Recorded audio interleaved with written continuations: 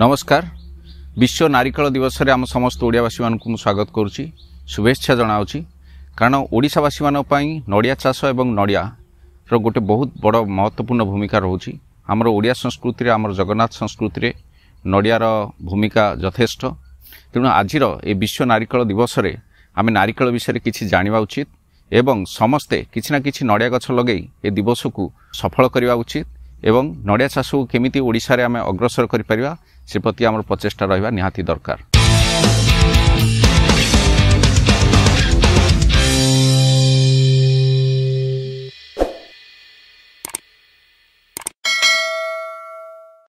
आपण माने जानिथिबे आमर भारत वर्ष पूरा विश्व रे कोकोनट प्रोडक्शन रे किबा नड़िया चाष रे विश्व रे तृतीय स्थान अधिकार करछि एवं पूरा भारत को जदि आमे देखिबा ताल ओडिशा पंचम स्थान अधिकार करुछि नड़िया चाष रे। आमे जदि जुग जुग को देखिबा ताले ओडिशा इतिहास रे नड़िया चाष रो भूमिका निहाती गोटे स्वतंत्र स्थान नैछि। जेबे भारत रे पारंपरिक भावे नड़िया चाषटा केवल आमर ओडिशा रे देखा जाए, किछिटा वेस्ट बेंगल देखा जाए, अंडमान रे केरल रे देखा जाए। जेबे व्यवसाय भित्तिक नड़िया चाषटा मोस्टली आमर देखा जाए केरल रे, कर्णाटक रे, तमिलनाडु रे एवं आंध्र प्रदेश रे। किंतु आपण जदि बहुत पुराना इतिहास देखिबे ओडिशार जगन्नाथଙ୍କ आपण जदि कहानी भी शुणिथिबे, दासिया बाउरी कहानी भी जदि शुणिथिबे, सेते बेलू आमे नड़िया दान करछे जगन्नाथ भूमि रे।